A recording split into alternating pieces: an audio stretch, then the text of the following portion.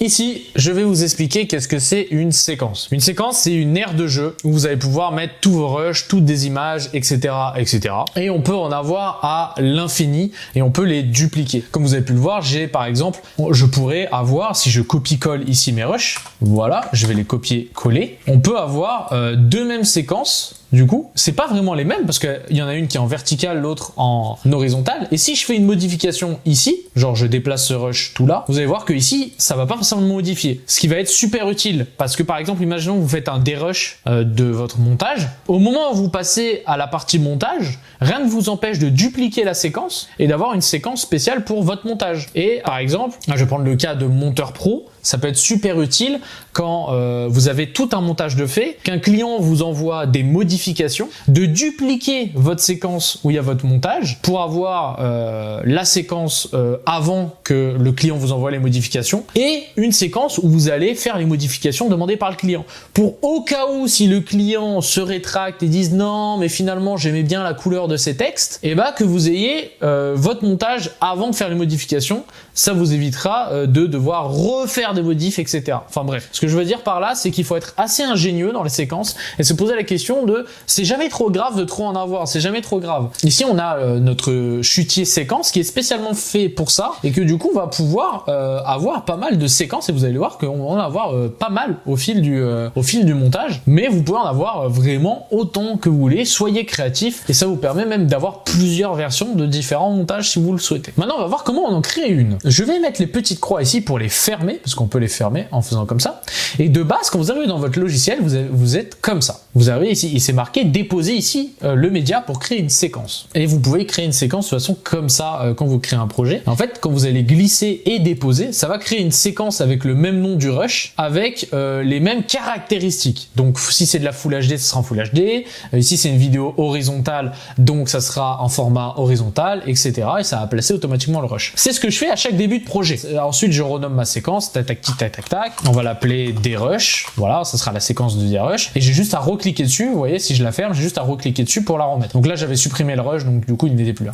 On va la déplacer dans le fichier séquence et on va ensuite voir les paramètres des séquences. Ici, je vais quand même reglisser un rush pour qu'on puisse voir les modifications s'activer. On va mettre celui-ci. Donc ici, on a notre séquence et vous voyez qu'une séquence ici, ça a ce petit logo là, alors qu'un rush, ça a des logos vidéo et audio, alors que là, c'est bien le logo d'une séquence. Donc là, on va faire clic droit, on va aller dans réglage de la séquence et ici, on va pouvoir régler. Donc là, mode de montage, on peut prendre des préconfigurations, donc de plein de caméras et de codecs différents. Nous, on va rester sur personnaliser. On a ici les images par seconde. Dites-vous que si vous êtes à 60 secondes, c'est le mieux. Voilà, 50, c'est à peu près pareil. Et c'est soit 30 généralement ou 25. De 25 à 30, ça c'est la cadence d'images par seconde de base. Pour la petite partie un peu science, un peu technique, une vidéo en réalité c'est un enchaînement de photos et c'est pour ça qu'on parle d'images par seconde parce qu'en réalité là la caméra qui tourne elle va prendre 50, parce que là elle est réglée en 50 images par seconde, elle va prendre 50 images par seconde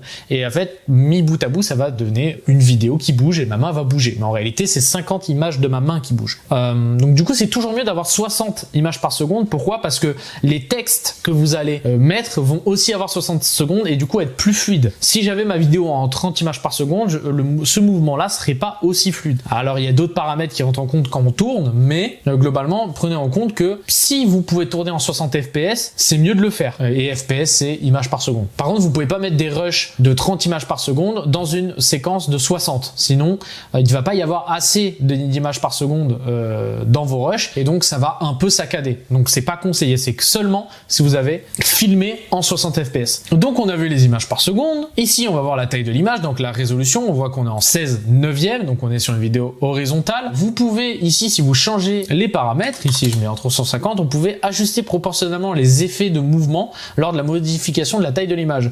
Globalement, c'est que Adobe Premiere Pro va automatiquement mettre à l'échelle, donc va réajuster en fonction du ratio d'images que vous avez, les textes, les images, etc. C'est plutôt utile, mais il faut toujours faire attention. On va remettre à la base. Il faut toujours faire attention qu'il l'ait bien fait, parce que des fois il le fait un peu mal. Donc là on est en pixels carrés, on pourrait se mettre en anamorphique. Globalement c'est une image plus allongée, etc. Mais nous toujours pixels carrés, on est sur du format web. Et là on va rien changer. Pareil pour l'audio, on va rester à 48 000 Hz. Et ici le format de fichier de prévisualisation, là ça s'est mis en MPEG, mais ça peut des fois se mettre en Microsoft AVD, etc. ou en QuickTime si vous avez mis des vidéos qui sont dans un format Apple, ProRes, .move, etc. On peut changer la prévisualisation vidéo ici, donc on peut changer la résolution si on le souhaite. Ça pourrait nous faire gagner des FPS. Donc là on va mettre OK parce que nous n'avons rien besoin de changer. Non, on va modifier quelque chose parce que je vais vous montrer un truc avec les séquences. Imaginons ici on va mettre 2000, on s'en fout. Voilà, il nous prévient que qu'il y a déjà des rushs dans la timeline. Et par exemple, du coup, comme là, on n'a pas les mêmes proportions d'images avec les rushs que j'ai filmés ici, ça va me mettre ce petit message d'avertissement. Donc, c'est la non-concordance des éléments. Cet élément ne correspond pas au réglage de la séquence. Modifier la séquence pour correspondre au réglage d'éléments. Et donc là, on peut modifier, c'est-à-dire que ça va prendre les paramètres du rush qu'on est en train de mettre et ça va les appliquer à la séquence. Donc là, ça va remettre en 1080p. Et sinon, on peut conserver les réglages existants. Et donc vous voyez ici il y a des bandes noires parce que j'ai élargi un peu la séquence. On va annuler et on va accepter sa proposition. Hop, pour vous montrer les deux cas aussi. On va modifier et là hop, ça a modifié les paramètres pour que ça rentre avec le rush. Donc par exemple ça peut vous faire ça si vous mettez une vidéo 4K dans une séquence en 1080p. Dans ces cas-là c'est à vous de voir si vous voulez passer votre séquence en 4K, mais généralement si vous avez mis une séquence en 1080p c'est que vous la voulez en 1080p. Donc maintenant je vais juste vous expliquer l'existence des séquences secondaires et des séquences imbriquées. Qu'est-ce que c'est? C'est des séquences dans des séquences. Et là, ça va commencer à donner mal au crâne. C'est comme les poupées russes. Une poupée dans une poupée dans une poupée dans une poupée, c'est exactement pareil. C'est-à-dire que ici, si je mets un texte, on va toujours mettre un texte random, on va couper et je vais vouloir mettre ça dans une séquence imbriquée pour pouvoir appliquer le même effet, ou ça a plein d'avantages d'imbriquer ces séquences. Notamment ça peut servir quand vous avez imaginons que vous avez voulu mettre plein d'émojis d'un coup à l'écran, des émojis morts de rire, parce que vous avez fait une blague et vous trouvez ça drôle de mettre plein d'émojis qui pleurent de rire, et bah vous allez avoir 10 calques d'émojis les uns sur les autres pour pouvoir mettre tous les émojis, et ça va prendre de la place sur votre séquence. Dans ces cas-là, vous pouvez les sélectionner, les mettre dans une séquence imbriquée. Ça va faire une séquence dans une séquence. On va voir ça tout de suite. On va mettre ici clic droit imbriqué. Sinon, vous avez un raccourci que moi j'ai aussi, mais là on va faire comme ça, imbriqué. Donc là, on va pouvoir choisir le nom. Donc là, imaginons c'est parce que j'avais mis plein d'émojis morts de rire. Alors là, c'est pas le cas, mais on va imaginer. On peut l'appeler emoji ou juste garder le nom classique. Donc là, ça nous a recréé une séquence qui est une séquence imbriquée. Et si on clique dessus, c'est une séquence dans une séquence. La seule chose qui va différer, c'est que vous avez vu, ça va devenir une sorte de rush à part entière et que vous n'allez pas pouvoir le rallonger, vous voyez, parce que c'est limité à la durée de la séquence. Mais comment on va faire dans ces cas-là si on veut rallonger? On peut rallonger, imaginons ici le rush, à 1 minute 10, et dans ces cas-là, la séquence imbriquée peut durer jusqu'à 1 minute 10. Hop, on va aller jusqu'à 1 minute 10. Voilà, elle peut durer jusqu'à 1 minute 10 parce qu'on l'a rallongé. Et imaginons on n'aurait pas rallongé... hop, je vais faire des CTRL Z.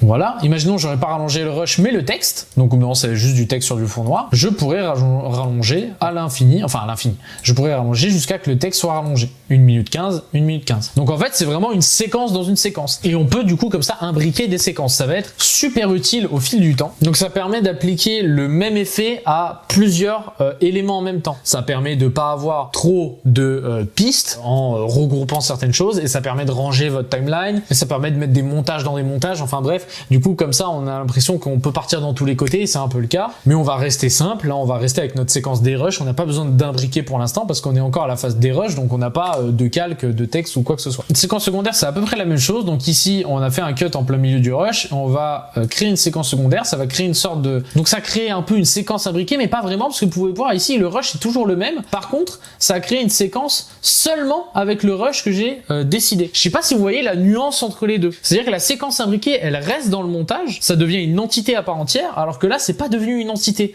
Ce rush, il est resté ce rush. C'est-à-dire que si là, on met un effet sur ce rush, ça va pas du tout mettre un effet ici. Parce qu'en fait, ça a un peu comme copier-coller le rush dans une nouvelle séquence qui s'appelle sub 1 et après sub 2, sub 3, mais on peut modifier. On a un peu tout vu. On a vu les settings d'une séquence, comment à peu près avoir de bons settings. Donc si je dois revenir un peu là-dessus, essayez d'avoir des pixels carrés, le meilleur d'images par seconde. Ici, le MPEG, si vous pouvez, soit du QuickTime si vous avez des fichiers Apple, et sinon, vous restez sur ces paramètres-là en général. Et résolution maximale et qualité rendue maximale, c'est pour vraiment avoir la meilleure résolution pendant ce temps que vous montez, sauf que du coup, ça va bouffer en performance. Voilà, je pense que j'ai tout dit, je suis pas sûr, au pire des cas, j'y reviendrai dans d'autres cours, mais vous avez une bonne base, et si vous avez des questions, toujours, je suis là pour y répondre.